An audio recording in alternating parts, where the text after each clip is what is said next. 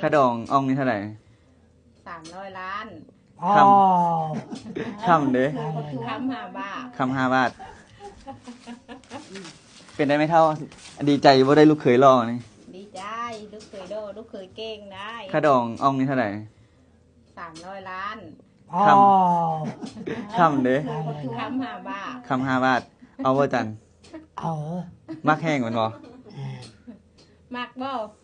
เบิ่งได้บ่อ่องค่ะไหนได้ ค่าดองแพงเท่าไหร่ก็เอาเนาะเอาหมดกระดองแพงบ่ตีบ่ แพงบ่บ่แพ โต ง บ่ ตอนนี้ ต่อเท่าไหร่อะให้รู้เท่าไหร่ให้รู้เท่าไหร่ให้รู้เท่าไหร่มานี่ ให้ลูกเท่าไหร่บ่เจ้านั่นจะขอลงเท่าไหร่100 ล้านก็ได้100 ล้านก็ได้แฮงบ่เอาได้100 ล้าน 100 ล้านบ่เอาเลย300 ล้านอยากได้300 ล้านคำ5 บาทบ่5 บาทพุ่นน่ะลูกเคยยังผู้เดียวนี่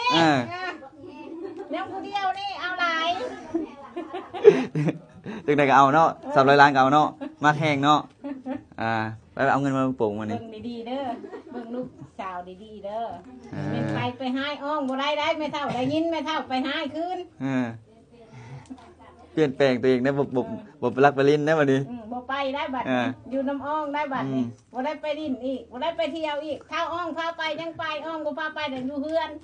เข้าใจ ดีใจนำเด้อจันเด้อจะได้เมียแล้วดีใจนำเด้อ